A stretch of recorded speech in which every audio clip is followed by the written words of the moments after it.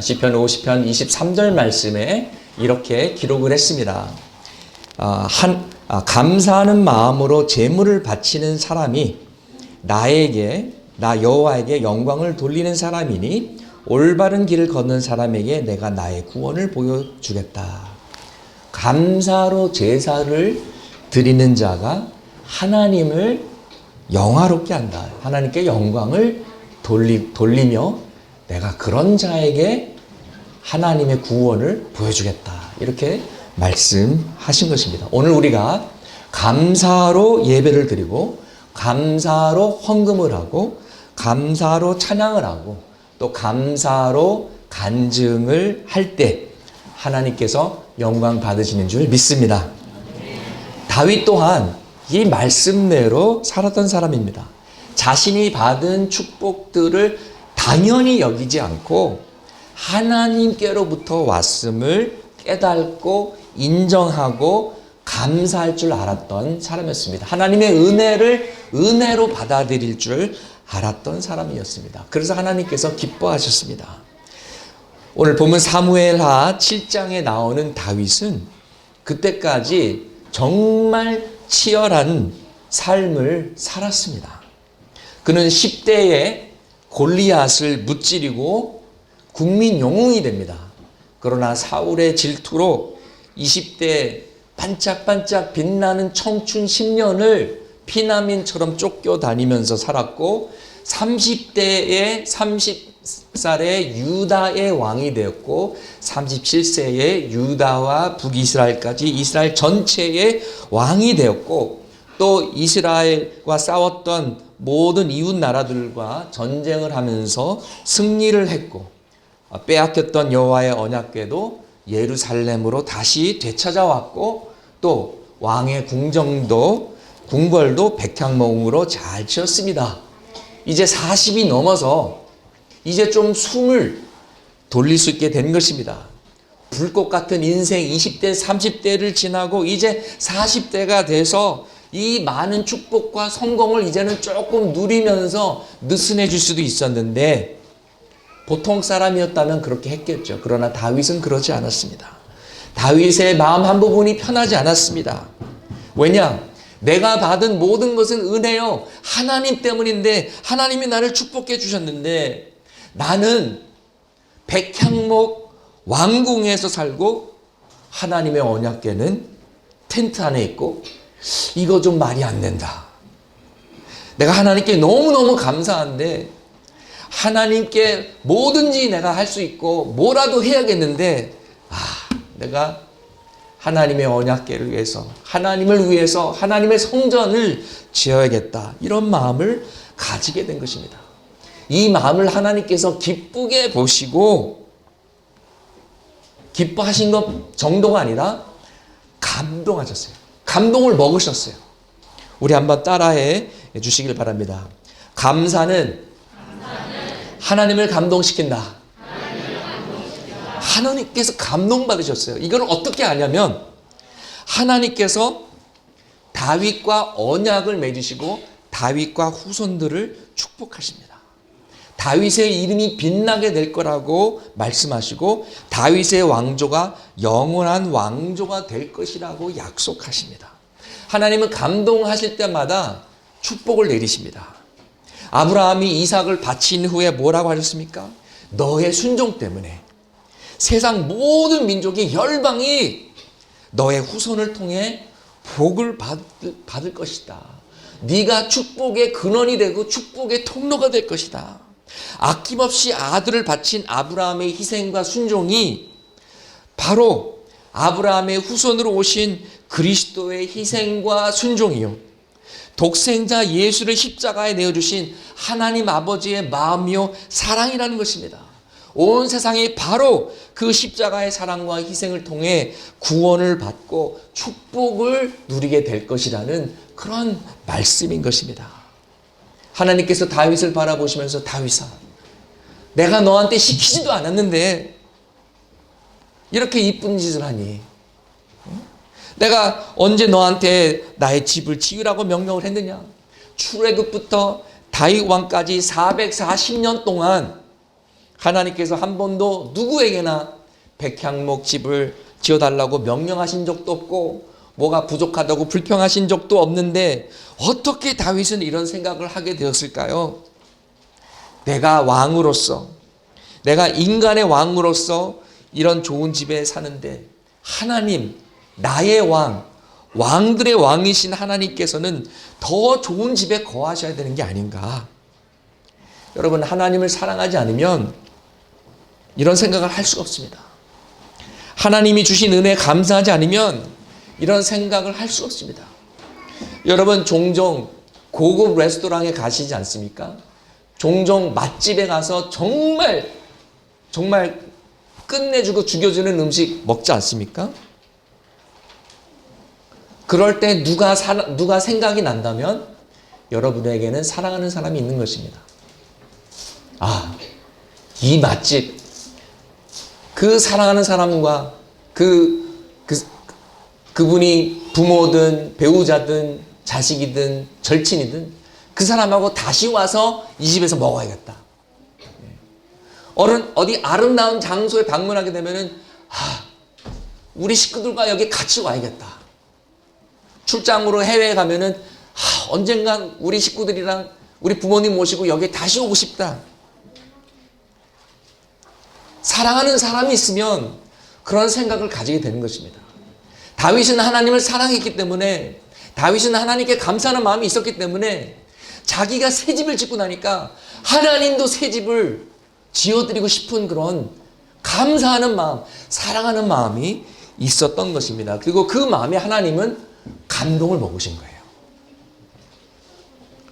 우리도 이런 마음, 이런 사랑, 감사함을 가지길 원합니다.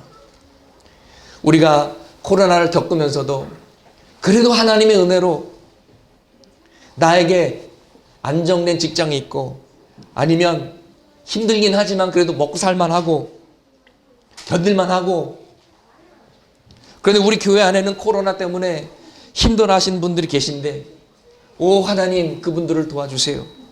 내가 기도라도 해야지. 이런 생각을 가지는 것이 사랑이요 성숙인 줄 믿습니다. 오늘 감사헌금 전액은 사랑의 헌금으로, 구제 헌금으로 사용되는 이유가 바로 이것 때문입니다.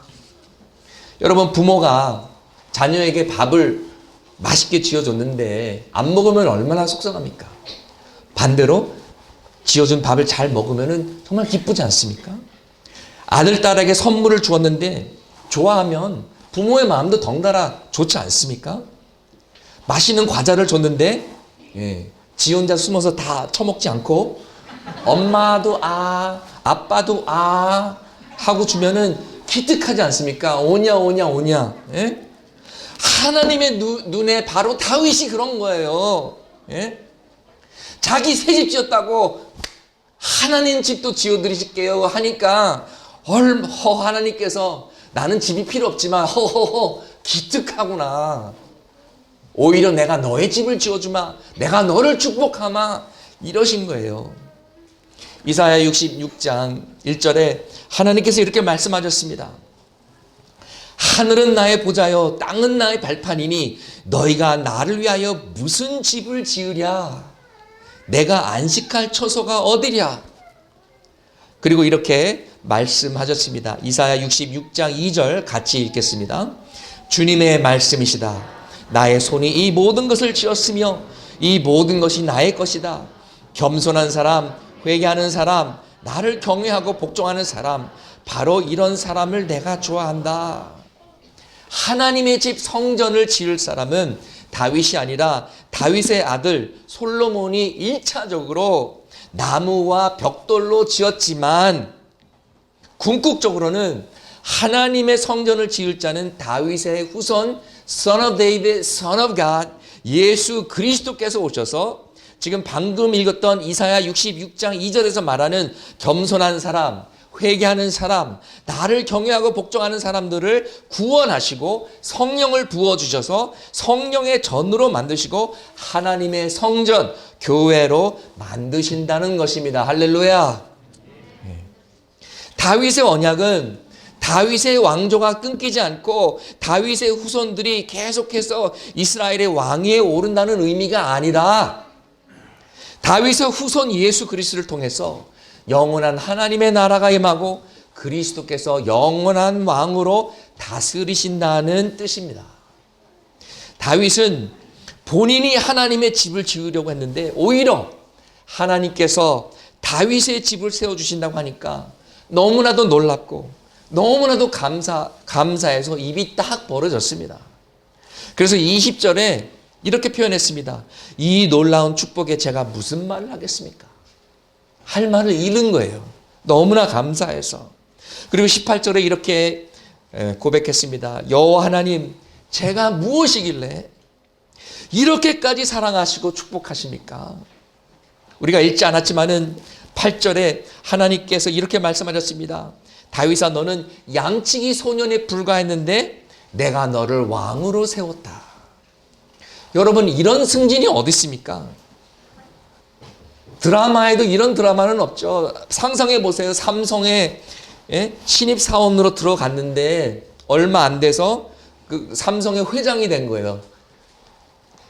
이거는 양치기 소년이 왕이 된다는 것은 그것보다도 더 어려운 일입니다. 기적입니다. 그래서 다윗은 이렇게 고백합니다. 내가 무엇이길래, 내가 뭐라고, 우리 집안이 무엇이길래 베들레헴 깡촌 시골에 별 볼일 없는 집안 구석에서, 그것도 나에게는 키 크고 잘생긴 형님 7명이나 계신데 막둥이인 다윗은 집안에서도 인정을 받지 못하고 사무엘 선지자가 방문할 때도 집에 없고 밖에서 양이나 치고 있던 신세였는데 내가 뭐라고 하나님 오늘날 이 시간까지 인도하시고 이스라엘의 왕으로 삼으셨습니까? 우리는 어떻습니까?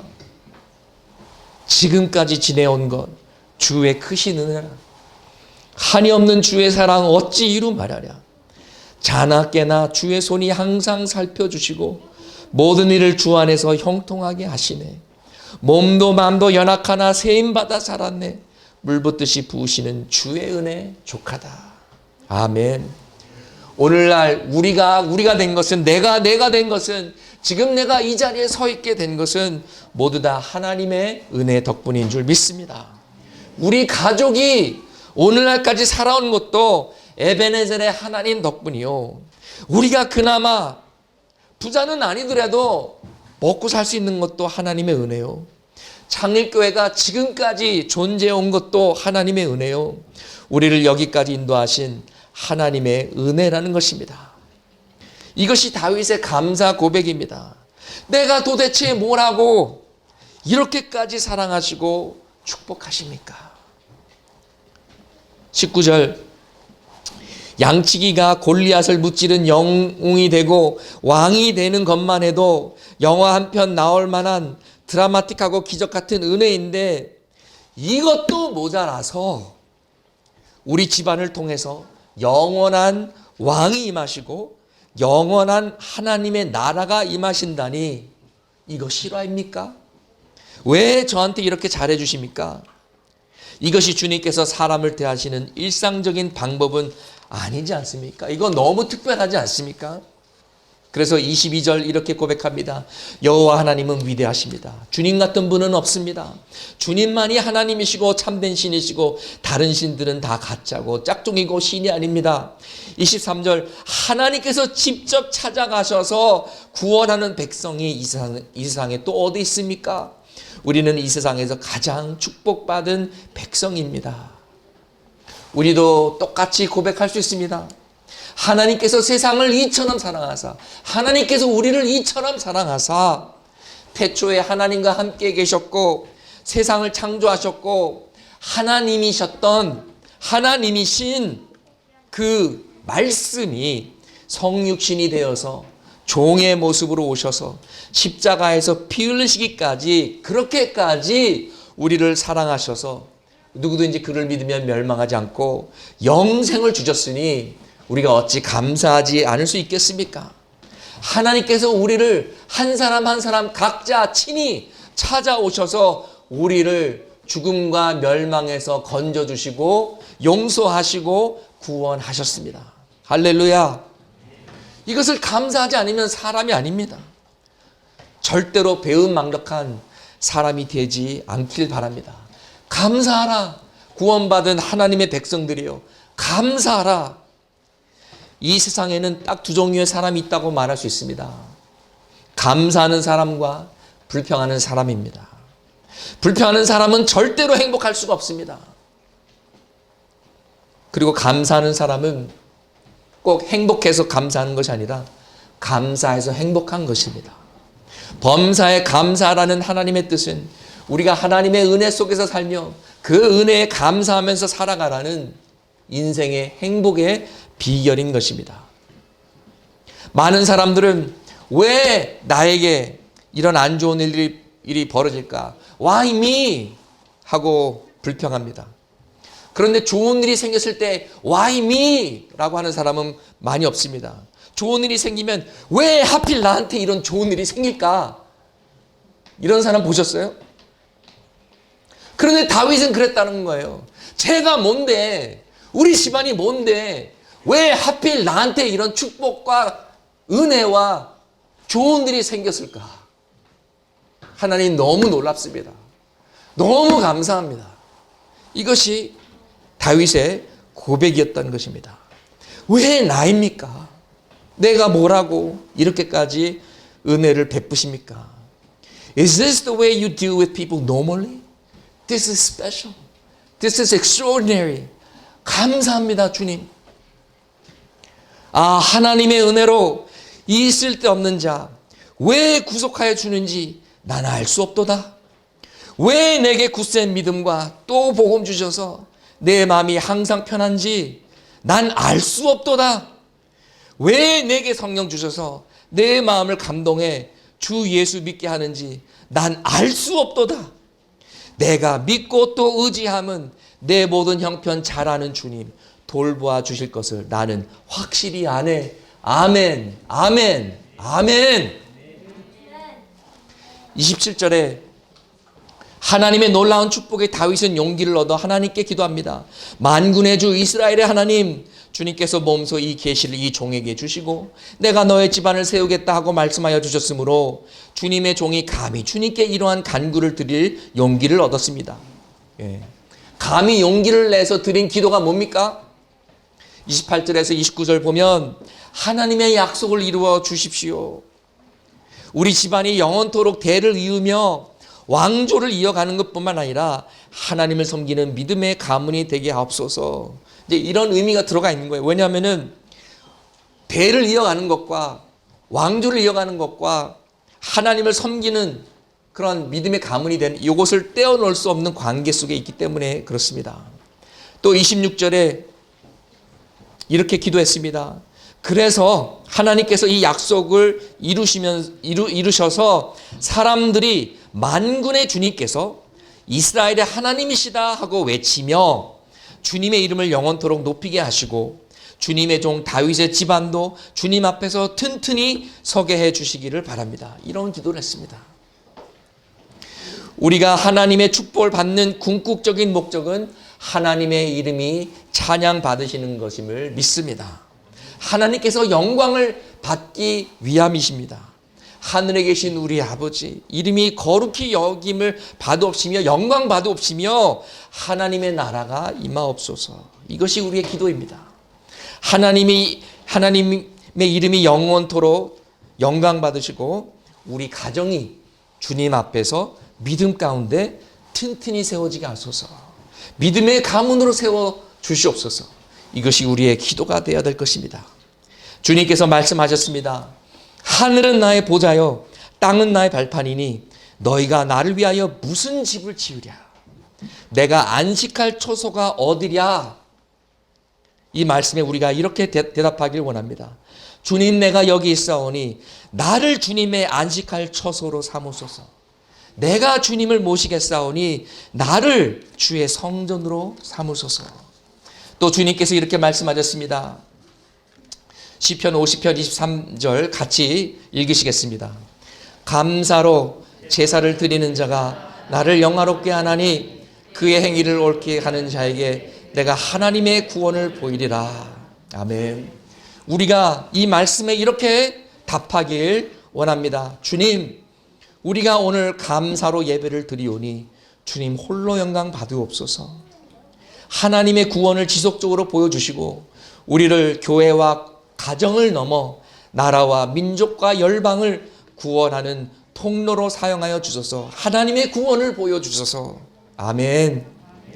다윗이 하나님의 축복의 말씀에 용기를 얻어 감사를 고백하고 기도했던 것처럼 오늘 우리도 하나님의 은혜에 용기를 얻어 감사의 편지를 읽고 감사의 간증을 하고 특송을 부르며 감사의 헌금과 함께 감사의 예배로 하나님께 영광을 돌리기를 소망합니다. 할렐루야. 여호와께 감사하라. 그는 선하시며 그 인자하심이 영원하미로다. 아멘. 이 시간에 하나님께 감사의